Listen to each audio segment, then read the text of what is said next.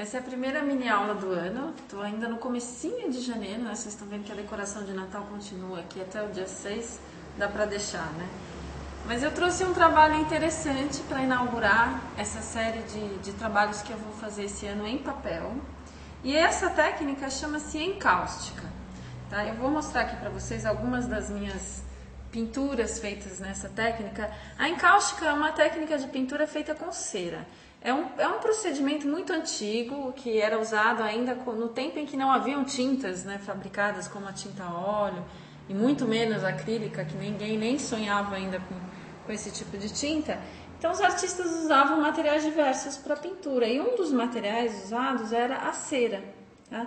E essa técnica de pintura com cera chama-se encáustica.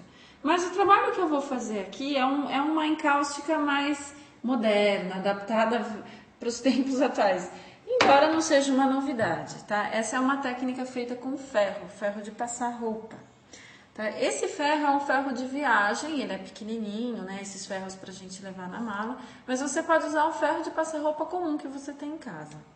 Você vai precisar também de um papel encerado, tá? Isso é importante porque o papel não pode ser liso e absorvente, porque senão ele vai puxar toda a cera de uma vez só e vai ficar difícil você conseguir o efeito da técnica. E o material que a gente usa, o principal, é o giz de cera comum, tá? Então tem aqui vários gizes, né, em cores diferentes. Eu já liguei o ferro, ele já está quente, então a gente tem que tomar alguns cuidados para fazer esse trabalho, ó, colocar o papel encerado em cima do sulfite. E agora eu vou começar a aplicar o giz de cera no ferro. O giz de cera eu vou aplicar em cores variadas, tá? Nesse tipo de trabalho a gente não consegue fazer muitos detalhes e o que fica mais interessante, que funciona melhor, é fazer assim umas paisagens, uma coisa meio abstrata. Então você vai escolher alguns tons, tá? Eu estou escolhendo tons aqui de azul e rosa e você vai espalhar no ferro, ó. Espalhou no ferro, esse giz de cera vai derreter. Com ele já derretido, ó, você vem, posiciona o ferro no papel, mais ou menos um pouco acima da metade, e faz um movimento, ó, sem levantar o ferro, você faz movimentos ondulares, tá? Criando um efeito, quer ver? Vou mostrar aqui pra vocês como ficou, ó. É como se isso aqui fosse o céu da minha paisagem, então eu fiz esse movimento com o ferro, tá?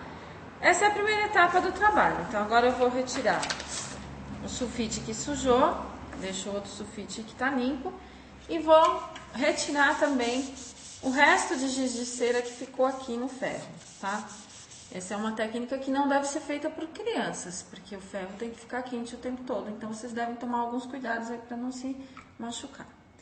Agora eu vou escolher outras cores, vou trabalhar com tons de verde, porque eu vou fazer como se fosse o chão, vamos dizer assim, da minha paisagem, tá?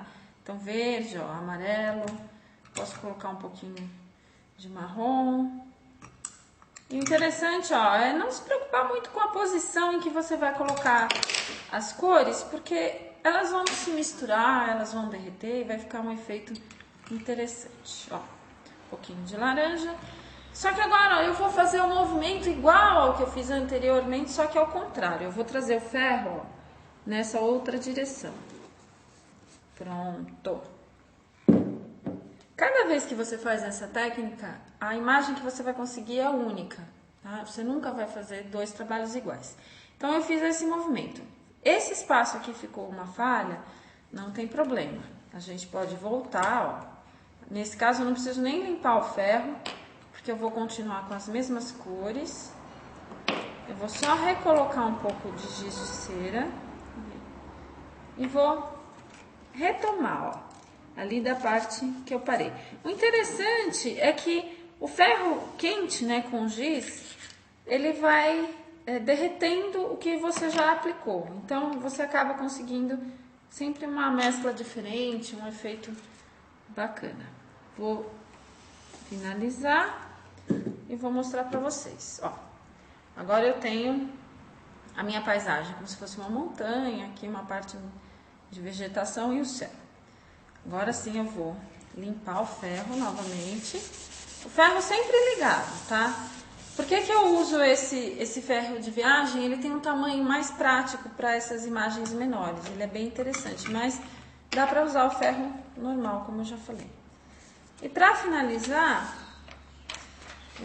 ó, vou colocar um pouco de giz verde mais na ponta, na metade superior do ferro, e vou fazer umas vegetações aqui, ó. Agora eu vou trabalhar com o ferro na posição vertical,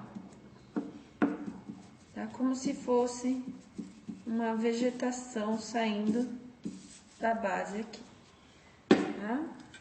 Sempre que você quiser mudar a cor, você limpa e aplica a cera novamente.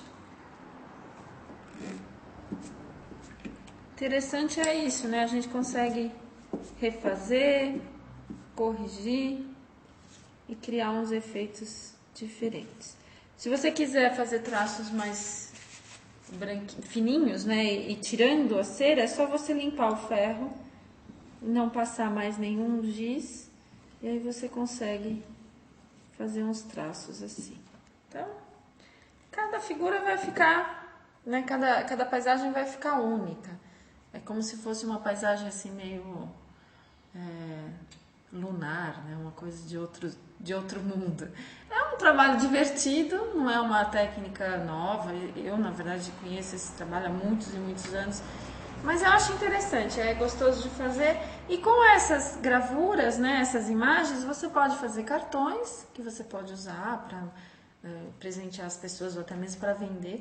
E pode até fazer uns quadrinhos, olha, como esse aqui, que é uma sugestão interessante. Você cola essa figura, né, feita no papel encerado, num papel colorido ou com alguma textura e monta numa moldura e fica um quadrinho diferente.